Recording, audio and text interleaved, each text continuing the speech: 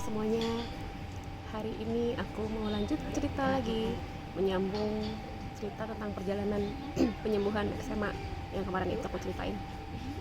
Hari ini part 2.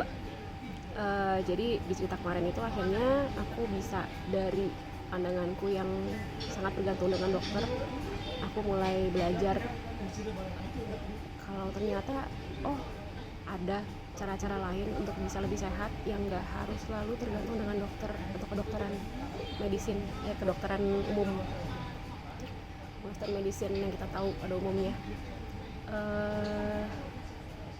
Jadi tahu kalau ternyata ada cara holistik yang bisa kita pelajari dan praktekkan, dan juga kalau ternyata kita tuh punya kemampuan untuk bisa menyembuhkan diri kita sendiri, dan juga bagaimana bawah sadar itu sangat berpengaruh dalam kesehatan kita. Itu ceritaku kemarin kira-kira begitu kan. Nah, hari ini aku mau lanjutin perjalanannya dari cerita di tahun 2021 itu. Selanjutnya sampai kira-kira aku mau cerita sampai yang 2023. Panjang loh ceritanya.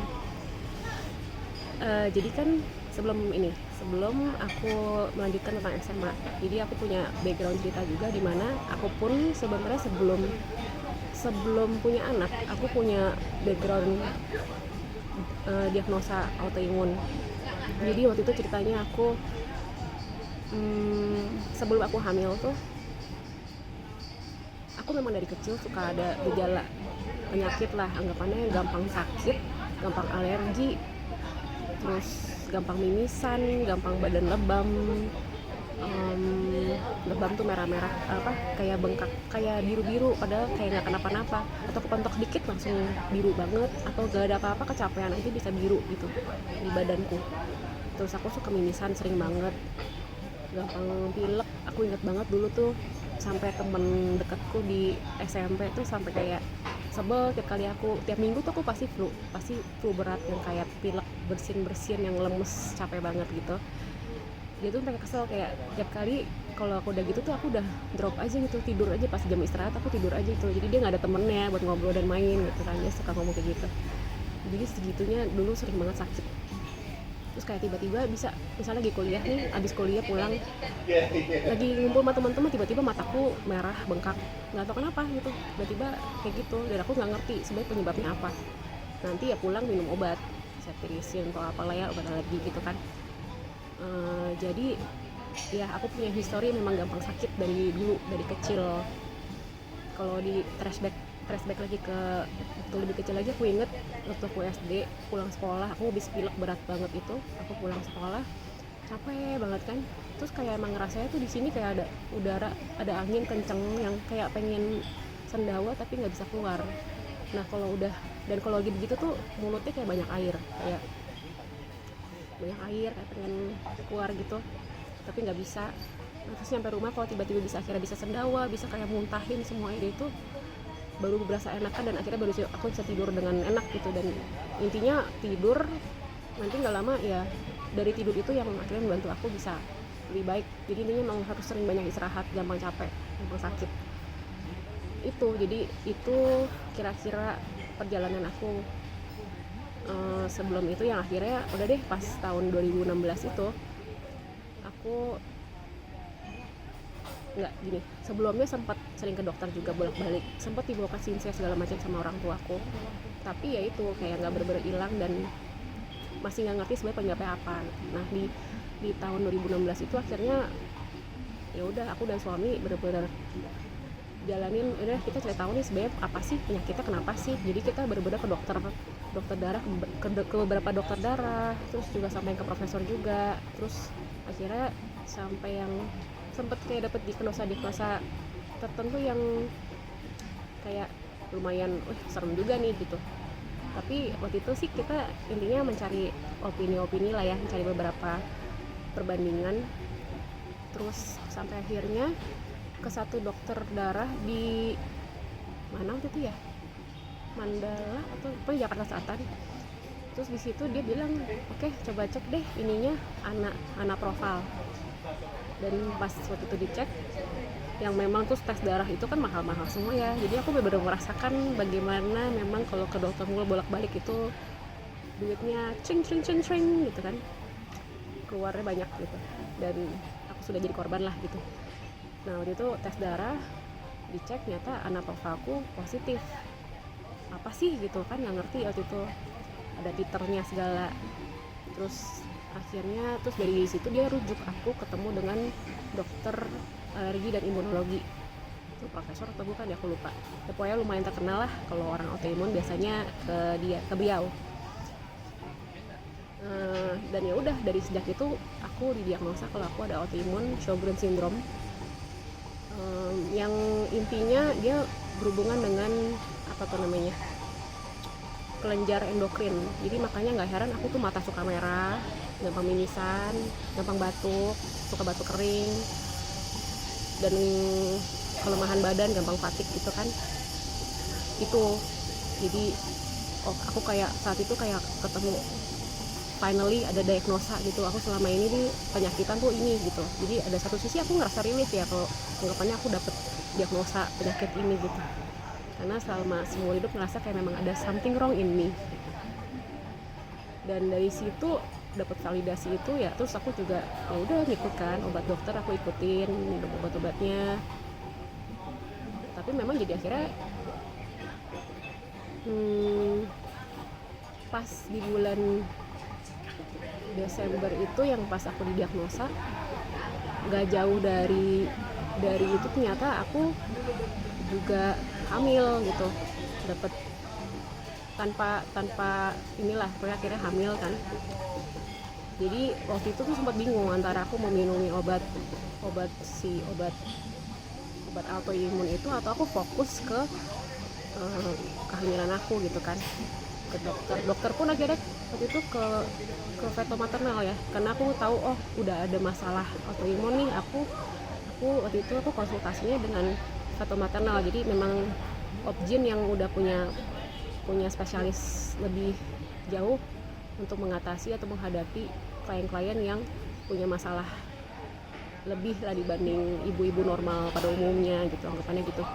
Jadi aku konsul dengan fetomaternal, dan memang tadinya aku pikir autoimun ini nggak terlalu inilah, aku masih bisa handle lah, nggak usah terlalu difokuskan banget gitu kan. Tapi ternyata along the way gejala aku hamil dan gejala autoimun itu somehow kayak mungkin saling terhubung ya. Jadinya lumayan berat sih aku dulu di awal-awal trimester pertama kehamilan itu. Aku muntah-muntah terus, aku turun berat 5 kilo, mimisannya udah kayak over dibanding biasanya. Tuh dulu mimisan ya udah cepet hilang, sebentar selesai, tapi pas lagi hamil itu bener-bener mimisannya bisa yang setengah jam nggak berhenti-berhenti, udah sampai malam-malam nih mimisannya. Aku sampai harus mandi air dingin, shower gitu biar dinginin kepala kan, biar dengan tujuannya supaya bisa berhenti.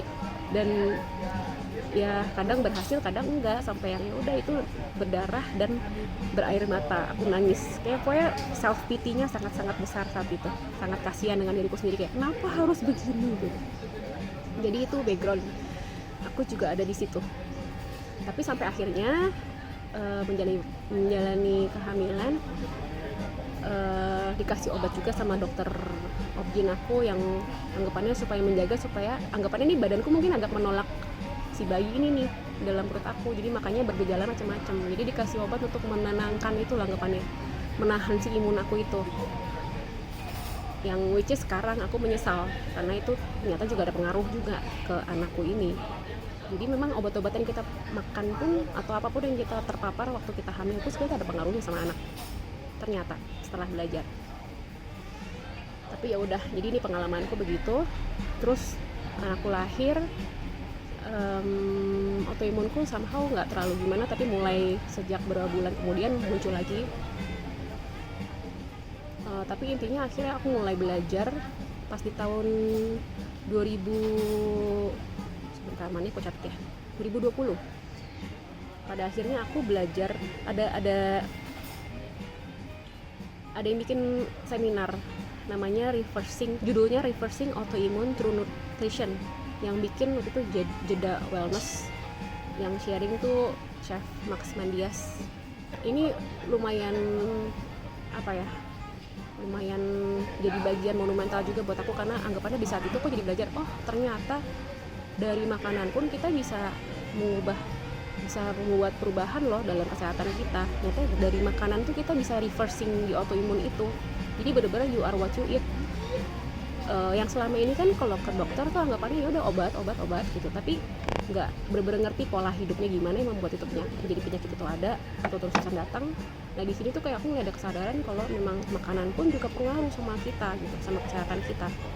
Jadi di situ aku belajar ada tentang keturunan di mana misalnya orang tua atau nenek moyang kita punya bakteri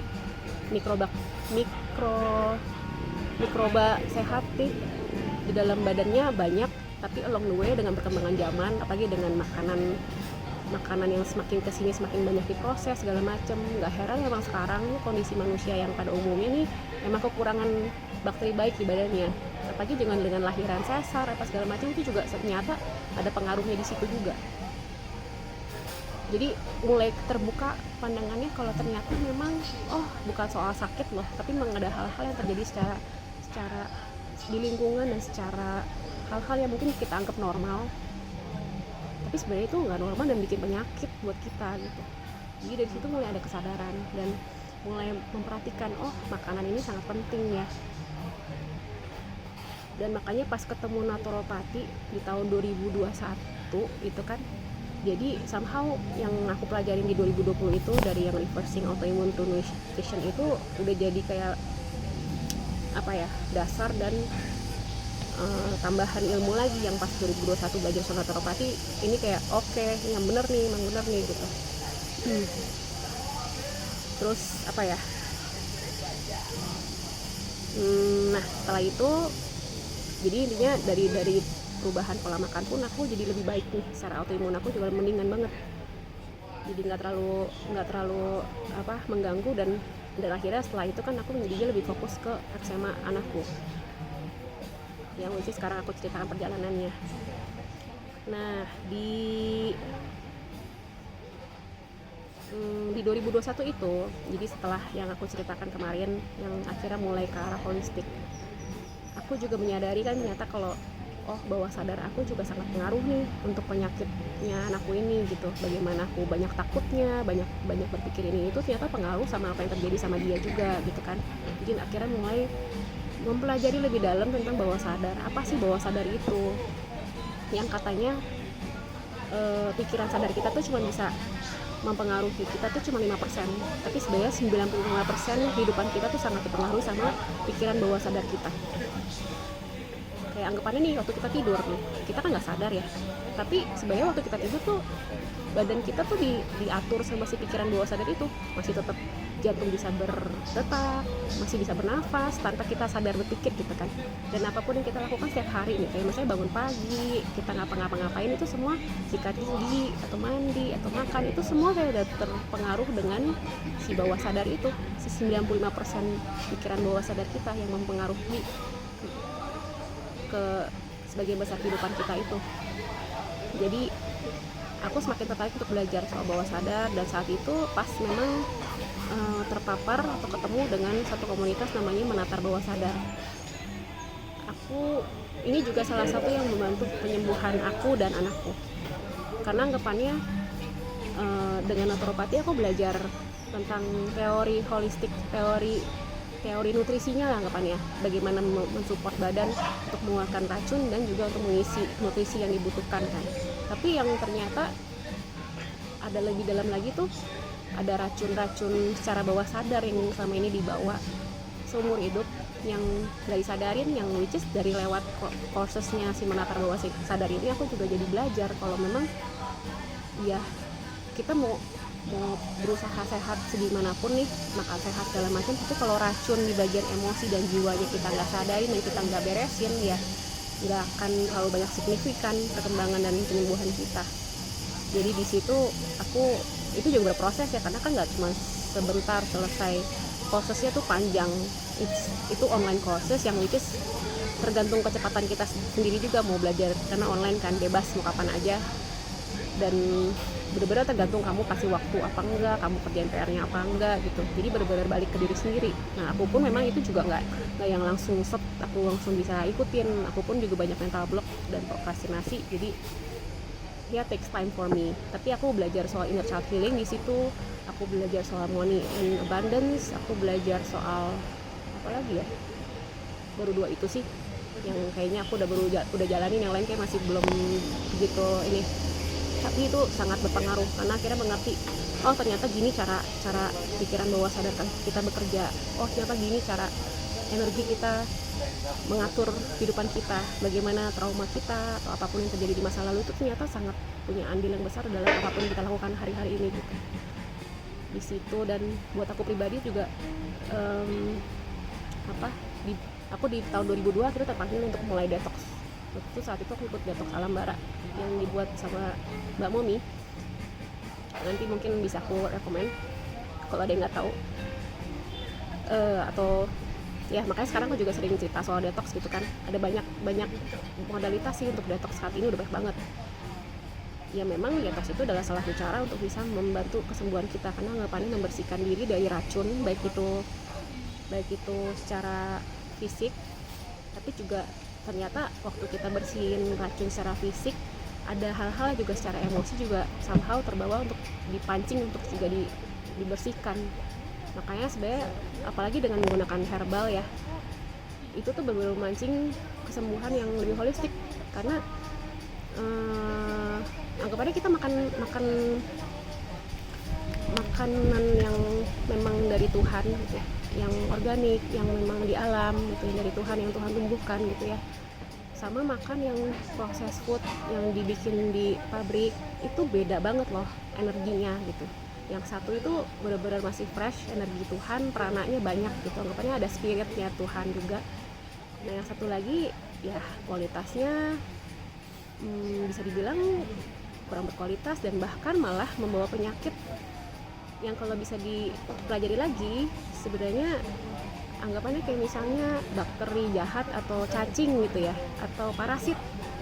Yang kita suka ngomongin parasit ya, parasit itu juga sebenarnya punya spiritnya yang mungkin gak align dengan spiritnya Tuhan gitu. Ini mungkin nanti akan ceritain nanti lagi, karena kalau sekarang untuk orang-orang tertentu mungkin akan apaan sih gitu kan. Tapi segitunya. Jadi detox itu sebenarnya waktu kita benar-benar mengintensikan untuk mempurifikasi diri kita. Detox itu tuh lumayan manjur sih, apalagi pakai doa gitu kalau bisa kita konsumsi detoxnya. Jadi ini untuk membersihkan racun baik itu fisik maupun yang di mental atau jiwa, untuk dilepaskan supaya kita bisa menyembuh gitu. Nah itu kan jadi dari proses menata bawah sadar sama detox itu adalah bagian yang aku kerjakan secara aku pribadi sebagai ibu yang membantu anakku dalam penyembuhannya, yang ternyata memang itu juga sangat berpengaruh untuk perjalanan penyembuhan ini gitu. Jadi anggapannya aku nggak bisa cuma fokus ke anakku, aku harus ngapain buat dia harus begini harus begitu, tapi memang aku juga menjalani bagian aku untuk menyembuh, karena aku adalah lingkungan buat anakku, aku adalah tanah di mana anakku bertumbuh. Jadi tanah aku, kalau memang tanah aku nggak sehat ya aku nggak bisa berharap anakku bisa jadi lebih sehat. Jadi memang tugas aku untuk menyemburkan dan mensehatkan tanah aku, diri aku sebagai tanah untuk anakku ini. Jadi itu kesadaran yang akhirnya aku dapatkan, dan dalam perjalanan juga, karena sampai saat ini pun aku juga masih terus dalam usaha untuk menyehatkan tanahku ini. Nah selain ini juga, jadi memang namanya juga holistik ya, jadi benar-benar nggak cuma kayak coba satu terus selesai. Memang akhirnya emang pengalaman yang diizinkan Tuhan buat aku tuh kayak memang disuruh belajar banyak supaya bisa menjalani ini semua, dan akhirnya bisa hari ini bisa cerita gitu. Di tahun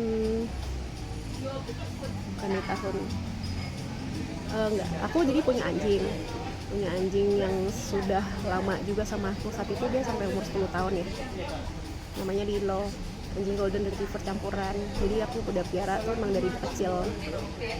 Nah itu tuh somehow lucunya gitu, dia juga punya masalah penyakit di kulit juga.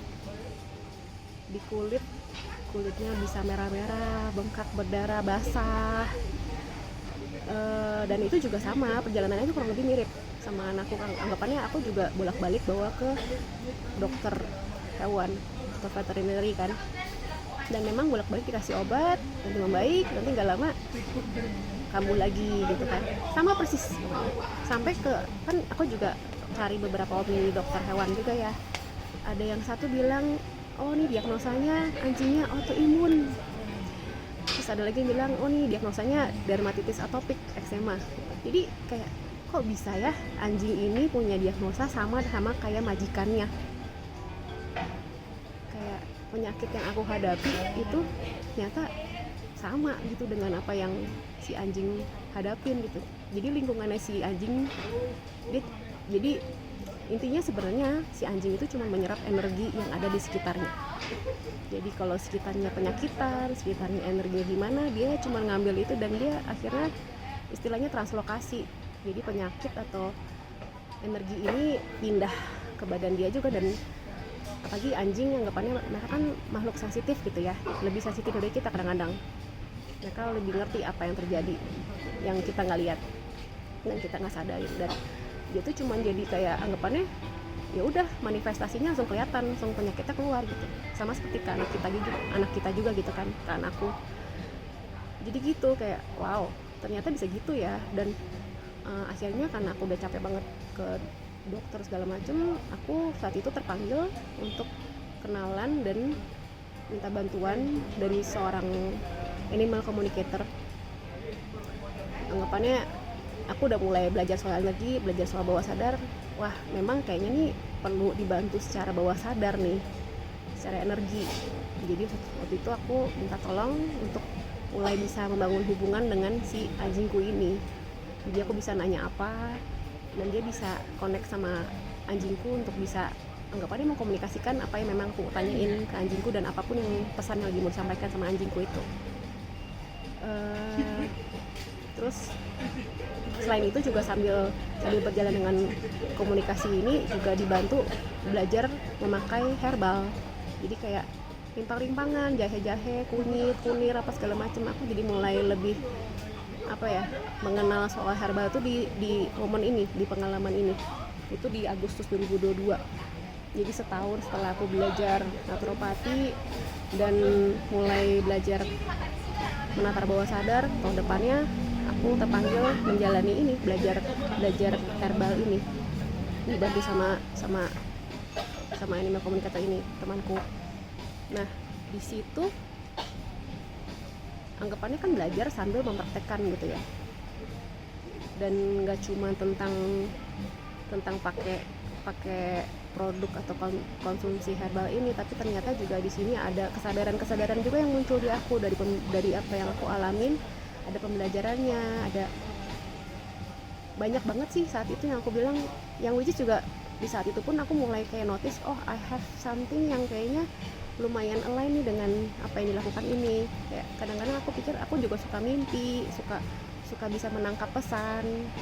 Jadi di saat itu aku mulai diaktifasi sih tentang hal ini, gara-gara menghadapi anjingku yang sakit dan dibantu animal communicator ini. Ya udah, intinya abis itu aku jalanin ini tuh dari Agustus sampai Oktober itu akhirnya si anjingku dibilang sembuh secara fisik.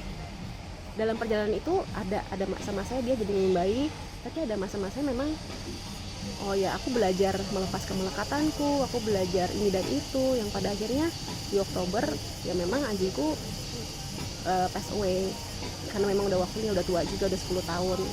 Dan lucunya memang sebelum dia meninggal pun aku udah dikasih clue dan pesan juga di dalam mimpi kalau memang dia bakal pergi, yang which is mimpi itu membantu aku lebih mudah untuk melepaskan dia. Jadi benar-benar itu pembelajaran kesadaranku tuh banyak banget di situ. Jadi nggak cuma sekedar mulai belajar pakai herbal atau belajar animal communicating, tapi juga belajar soal energi, soal kesadaran dan sebagainya. Jadi memang luar biasa ya. Dan ya itu salah satu pengalaman yang berharga buat aku, yang aku percaya Tuhan juga izinkan ada terjadi dalam hidupku juga untuk supaya aku belajar dan bisa sampai ke hari ini, bisa untuk cerita di video ini juga gitu. Nah, dari semua perjalanan itu kan baru dari 2021 sampai 2022 ya.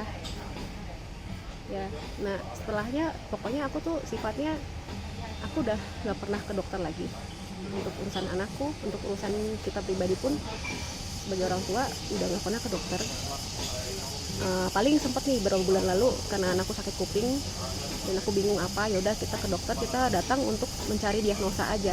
Dan saat itu dibilang oh ada infeksi kuping, karena saat itu dia lagi pilek lumayan lama dan ya mungkin ada bagiannya akhirnya jadi ke telinga, ke saluran telinga, dan saat itu bermasalah di telinganya. Cuman kita ke dokter akhirnya dapat diagnosa, aku nggak ngambil obatnya, aku pulang dengan diagnosa itu, aku cari tahu bagaimana caranya menghadapinya dengan cara natural, pakai homeopati, pakai herbal, dan pokoknya berusaha dengan cara yang holistik lah gitu, yang which is akhirnya sembuh gitu kan. Jadi sifatnya waktu itu balik ke dokter lagi tuh untuk mencari diagnosa, bukan untuk mencari pengobatan. Tapi itu sekali dari tahun 2021 sampai 2024 itu. Jadi itu sekali itu aja tuh akhirnya ke dokter. Udah nggak pernah ke dokter lagi, udah nggak bergantung sama dokter. Dan di masa-masa ini, selama ini ya memang setiap kali ada pengalaman sakit, apalagi waktu anakku masih tinggal di Serpong, masih di Jakarta, belum pindah ke Bali, itu memang sering banget sakit, hampir tiap bulan kan ya.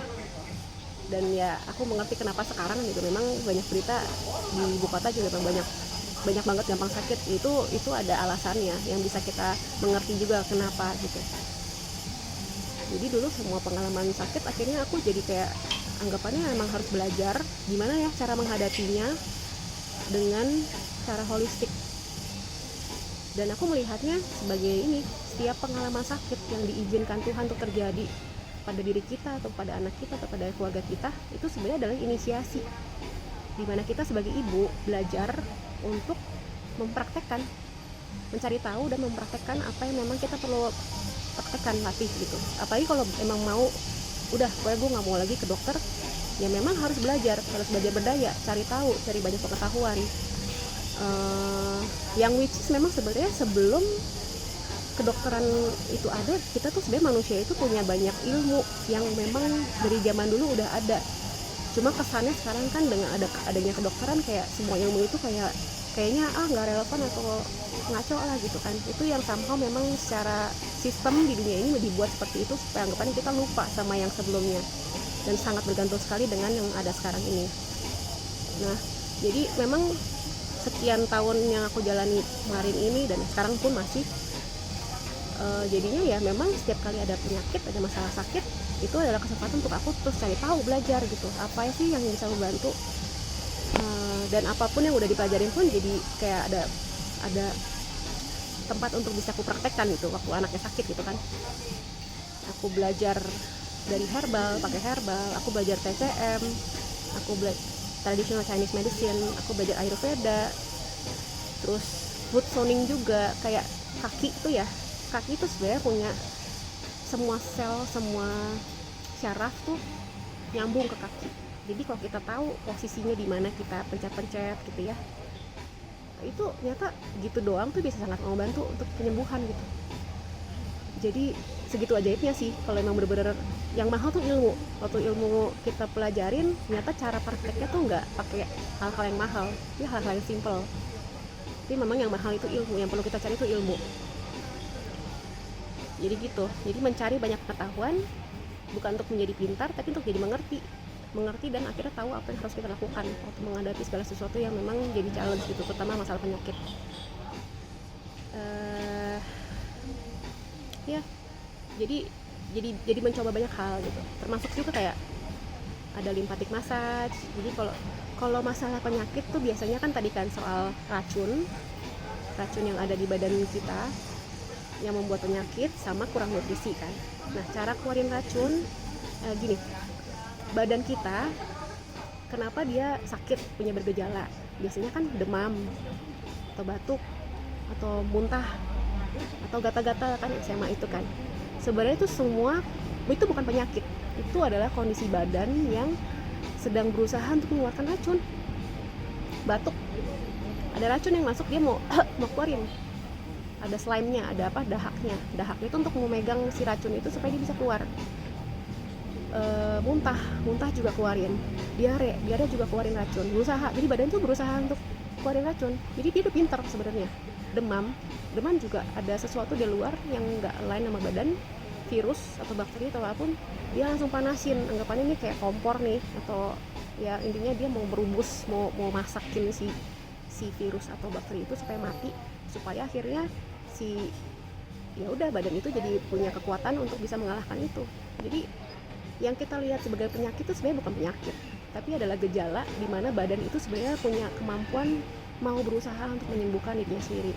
Nah seringkali tapi kita nggak ngerti kan selama ini kan, kalau lagi demam dikasihnya obat penurun panas, lagi batuk, atau yang pas kejadian di COVID kemarin tuh banyak banget kejadian yang didengar ya, yang aku dengar di informasi di rumah sakit, ini tuh udah mau keluar tapi dikasih ventilator, masuk lagi kan, nggak bisa keluar kan, makanya nggak heran makin komplikasi. Jadi untuk mengerti kalau memang sebenarnya apakah mereka benar-benar mati karena, atau jadi lebih parah karena memang karena penyakitnya, atau cara penanganannya, sistemnya yang memang sengaja dibuat seperti itu. Tapi memang banyak orang nggak aware, walaupun dokter pun banyak nggak aware. Jadi memang ya kita perlu mencari pengetahuan supaya mengerti, mencari pengetahuan di sana sini supaya bisa ngerti mana sih benang merahnya, apa sih sebenarnya yang terjadi gitu. Jadi intinya dari perjalanan itu tuh aku belajar dan jatuh bangun. Anggap aja setiap sakit pun juga bukan berarti aku pede banget gitu pakai cara-cara ini, apalagi itu sudah terbiasa dengan dibantu dokter gitu ya. Kayak obat kan anggapannya langsung beres kan gitu, cepat selesai. Di sini tuh mau nggak mau dipaksa untuk belajar sabar, belajar mau untuk berproses, belajar untuk berani dan membangun rasa percaya pada badanku sendiri sama badan anakku. Kayak anggapannya kalau memang apa ya, belief kalau memang badan kita bisa menyembuhkan dirinya sendiri, itu ya memang kadang-kadang kita nggak semua benar-benar bisa percaya itu, tapi itu justru dibangun dari setiap kesempatan sakit yang diizinkan Tuhan. Memang itu adalah latihan kita untuk bisa pada akhirnya ujungnya ternyata memang bisa loh, tanpa pakai macam-macam ini anak bisa sembuh sendiri. Bahkan kadang-kadang dengan simpel aja, misalnya orang tua hadir atau memeluk anak, itu tuh healing loh buat penyakit anak gitu. Present kita, kasih kita, sayang kita, penerimaan kita, kayak anggap aja dia sakit tapi kita terima dia apa adanya. Ya udah lagi sakit kita peluk aja, kita temenin, itu juga healing. Jadi sebenarnya being kita pun adalah healing, penyembuh juga gitu, untuk membantu penyembuhan. Jadi gitu sih, mungkin ini video agak lumayan banyak ya, maksudnya aku juga merasakan aku agak berapi-api ngomong di sini, tapi ini yang aku jalani dan alami yang akhirnya bisa membawa aku ke hari ini, yang emang kalau sekarang diceritain tuh dengan video yang udah 30 menit ini tuh kayak anggapannya wow, maksudnya ini berapa tahun loh aku coba rangkumin, dan buat aku pun kayak gak mudah jalaninnya, tapi semua itu terjadi atas izin Tuhan, dan aku tahu bukan untuk aku sendiri, tapi aku mau supaya pembelajaran ini dan spirit dimana kita jadi terus belajar sebagai ibu, terutama belajar untuk mencari pengetahuan, belajar untuk mempraktekkan, belajar untuk percaya sama diri kita sendiri dan keajaiban badan kita dan badan anak-anak kita atau keluarga kita, dan akhirnya percaya kalau memang ada Tuhan, ada energi kehidupan yang sebenarnya selalu ada dalam kita yang aktif, yang kadang mungkin kita lupa sama energi itu.